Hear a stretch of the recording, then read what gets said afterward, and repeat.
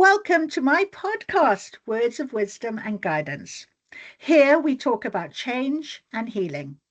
This podcast will deliver sessions that delve into breaking free from limiting beliefs, changing negative narratives and thoughts, developing tools and guidance to overcoming challenges by offering insights, inspiration, and guidance from mentors, coaches, authors, teachers, specialists, and experts. They all have stories to share, and there'll be moments that will open your eyes, touch your heart, and allow you to hear and resonate on many levels. And hopefully, as intended, will bring you freedom to change, to heal, and to follow guidance. Viktor Frankl, a Holocaust survivor, wrote the book Man's Search for Meaning. And his famous quote is, "When you are no longer able to change a situation, we are challenged to change ourselves." And this you will hear in many stories, that through their challenges, change begins, not just physically, but emotionally as well. And in a world of habits and beliefs and ideas and behaviors, patterns, we often find that they no longer serve us. And this is when we need to change in our life. So today's special guest is a lady I met at TEDx talk in my hometown of Swansea. Christine presented a Break the Mold talk, her idea of change. Now, she says that her healing journey took her from bones to brawn. And listening to the TEDx talk that will be linked in this podcast, you will understand why. She talks so passionately about releasing expectations and rebuilding strength and stepping into true freedom. She is a coach and a mentor, and she believes that health isn't a hobby, but the foundation that fuels change. So, welcome, welcome, welcome, Christine. It is so lovely to see you. Thank Oh you my for joining me. goodness. Thank you so much. What a beautiful title. I really appreciate you taking the time to interview me after this amazing TEDx event. Stepping into that tiny but mighty red dot, it was exhilarating. And I think the chance to be vulnerable in front of an audience that's public, live, is something that you're just stepping into a different self. You shed that weight that you've carried, and I have been at the bottom of the barrel before. And I can tell you this, that those 5-minute habits that you invest in yourself are the building blocks that are going to give you a very strong foundation, a foundation that's unbreakable. And sometimes you build those rooms, sometimes you got to knock down some walls and allow the love to flow into your own home. And that love will transcend to others. It will transcend to your children, your spouse, your higher self, God. And I think that when you find that inner freedom, that's when the real strength builds. And breaking your mold, finding your freedom, rebuild the life you deserve. It's really for something that, or some everybody can really adhere to it. Everybody can understand it. Anyone can relate to it because we've all been through things and we never Absolutely. know what anybody has been going through. But I Absolutely. wanted to just share the journey that health is it should be your number one priority, because without health, you won't have anything. Absolutely. Can you just tell us very quickly about where your pivotal moment of change came for you? Because you sort of start the story at quite a young age. So can you just, so what that brought you to where you are in this sort of thought process today? Yeah. So I was bullied as a kid. I was emotionally, mentally abused by a member of my family, told I wasn't enough. I was, fat, not attractive from a very young age. And I held on to that, had a lot of anxiety going to school because I was bullied a lot. But I was always an athlete. And I always like really tried to strive harder to prove to other people that I did belong. And that inner grit, it was met with a very big challenge. And if you watch the TEDx, you'll understand that I went from bones to brawn, and I was overweight, and I, went through a very hard period of my life with a severe eating disorder that almost took my life. And in those moments, I had a choice, and the choice was to succumb to the depression and to this darkness, or I had a choice to rebuild. And I chose to rebuild, and it wasn't easy. It wasn't pretty, but it was 100% worth it. Absolutely, absolutely. You sort of talk about releasing expectations. Okay, Mhm. what do you mean by that? Well, I think a lot of the expectations are external, but sometimes that really turns into that inner critic. That turns into that self sabotage. That turns into that ruminating. I call them the mindset snips. And when you watch the video, you'll understand those reels that play over and over in your head, the things that keep you in drive but create the glass ceiling, right? And then when you have other people telling you you can't, it validates and fuels. It's the gasoline of that inner critic that validates that inner critic of what you can and cannot do. And once you're able to release that part, work through it, breath work, meditation, prayer, visualization, journaling, all of these things really help when you can get it out and understand where this energy is coming from. And if we look at emotions, they're energy in motion. So I couple that with movement, and I call those movement snacks. Yes, And then you're able to have that mind body connection and release those inner critic feelings and thoughts and negative processes and really combat them with a positive alternative thought. And you keep doing that because it's consistency. It's not motivation. We're not built on motivation. That's a feeling. It's fleeting. It's going to come. It's going to go, but discipline and change is built on consistency, not motivation. And the times that you don't want to do it but you show up anyway is the time that you're going to seriously break your mold and chip away. The times that don't look pretty, the times that are not perfect, those are the things that are really going to triumph you and get you over the hump, not the things that have a perfect day, an easy day. yeah, And it's having that inner strength and that inner critics that just kick it to the curb and break your mold.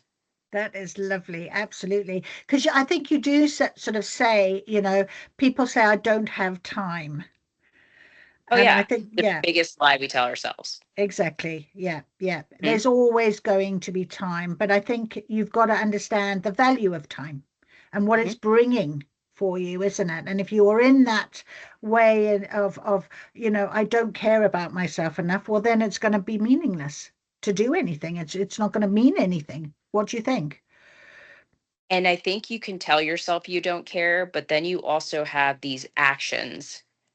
Are you too busy to take care of your health? Right. And busy is not necessarily a good thing because you could be trying to be too busy to not take care of yourself. Right. And when you put your health first and you make time for it, that's a priority management, not a time management issue. And I see so many people that I've coached, that I've worked with, and they always tell me I don't have time. And I ask them to pick out, like, just get work with your calendar. What's in your calendar? And is health and wellness in your calendar at all? In most cases, it's not. Yeah, So if we're not prioritizing yourself, then eventually you're going to hit that wall. And it doesn't take a lot of time. 5 minutes here, 5 minutes there. Think of those as your building blocks, the bricks in your home. And you want to make sure you're building with concrete, not sand. And you want to make sure that they stick together. And sometimes these habits can go with you anyway. I'm a military spouse. I can tell you, I worked out in hotels, in beaches, in backyards, and staircases, in different countries, and parking lots, because I made time as it was a priority for me. yeah, And it wasn't just the physical. I mentally needed to have that emotion release because there's things that you can control and things that you can't. And if yeah. you're constantly focusing on things you can't control, then you don't make time for things that you can. That is so true. It's one step at a time, really, isn't it? That's what we talk about a lot. And you talk about how to heal one step at a time by using the three M's.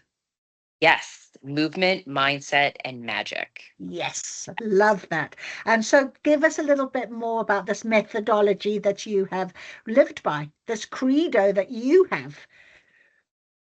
Yeah, so movement will always remind you that your body is a steady home no matter wherever you are. And mindset is going to be able to make you or break you. It's going to help you control, think about the things you can control instead of what you can't.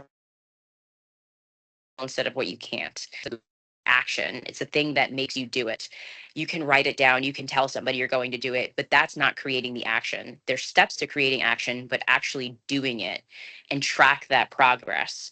And together you get to create these habits that can change your life. You stop seeing yourself as someone trying to do XYZ, then you're doing it at a time, 1 week at a time. And over those periods, a year out, look where you've become. 1%. That's 5 minutes. You could do 1%. Everybody can.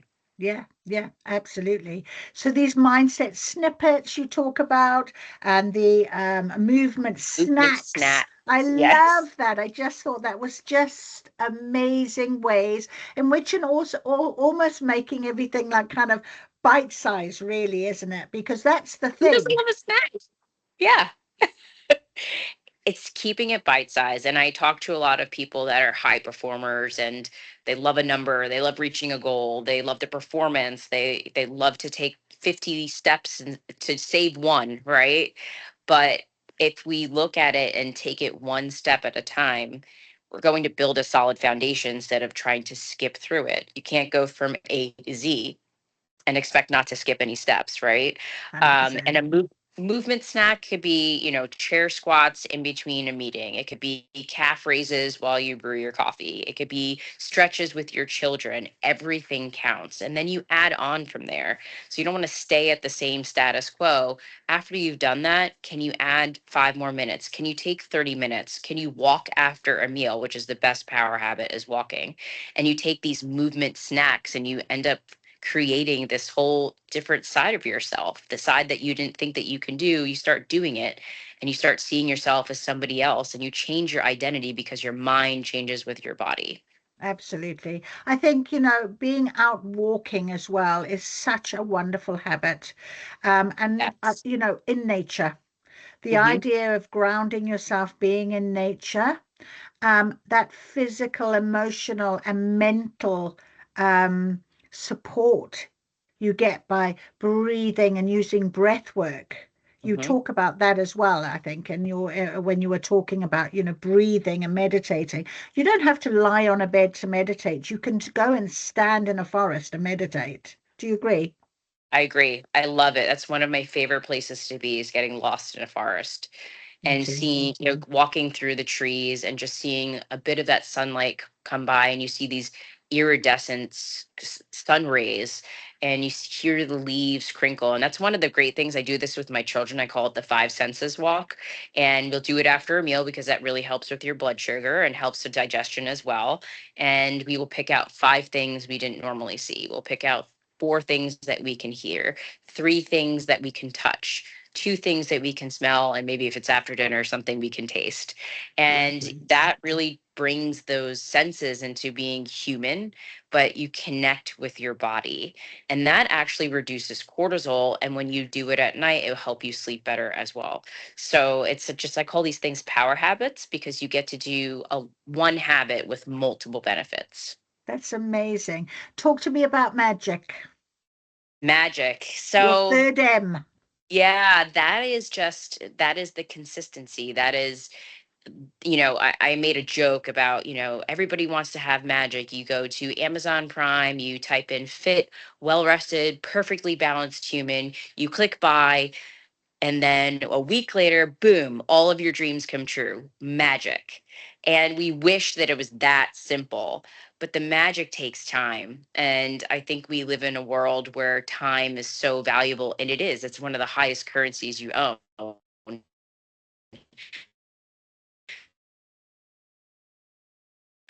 but sticking to it, whether you've been bedridden in the hospital, whether you've been kept all night at work, whether you have that deadline, you stick to it because you matter. And when you put those mindset and movement snacks together, create the magic, you start seeing yourself as someone trying to be someone else, and you are the other person you want to be. Absolutely. Sorry, there's a bit of a Oh, glitch that's every okay. now Yeah, and then, I pause. know. But you're calling from Spain, aren't you? I should just say to the viewers. And it's a bad storm here, so I was like, I hope the Wi-Fi Oh, works. Yeah. makes sense. It Yes. makes sense. But what I love so much is at the end of the TED Talk, and I hope a lot of people will just go back and just watch it. And, you say that really it's about starting where you are, and then you end with the idea magic is within you. So I love that thought, because it kind of gives you that almost like sort of goal to find it, isn't it? It's like it's a bit of a sense, isn't it? We all have that spark, and sometimes that spark can be dimmed by numerous things in our environment. But whenever you have that feeling of self doubt, or you feel that low or loneliness, you have that spark to create the change. You have the catalyst to create the change. You are the catalyst. And once you're able to kind of put that down and create the concrete steps to do it and actually do it, which is the magic, you get to do it. And then imagine having that magic with your family, or having that magic with your community, and you get to be that spark, you get to be that catalyst, because you are, and everybody has that within themselves, That and is I so challenge you to beautiful. find it. Well, I Yes. tell you what, you have found your magic, my lovely. You have a beautiful spark and a beautiful light, and I really appreciate you having this time, taking this time, talking to me today for my podcast. But Yes. also, I really want other people who are listening to this, if they haven't heard your TEDx talk, to go and listen because it is amazing and Thank you. inspirational. So thank Thank you you so so much. much, my darling. Thank you very much. We'll finish with our recording now. Oh, that was